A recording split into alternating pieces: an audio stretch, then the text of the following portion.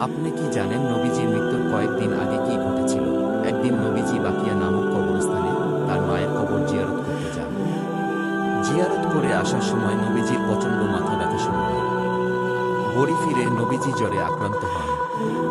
নবীজির জ্বর একটানা 3 দিন ছিল। যখন নবীজির মৃত্যুর দিন ঘনিয়ে আসলো, তখন আল্লাহ তাআলা মালাকুল মউতকে বলল, হে মালাকুল মউত, তুমি কি জানো তুমি কার রূহ কবজ করতে যাচ্ছ? সে হলো আমার প্রাণের বন্ধু। তাকে সৃষ্টি না করলে পৃথিবীর কোনো কিছুই সৃষ্টি করতাম না।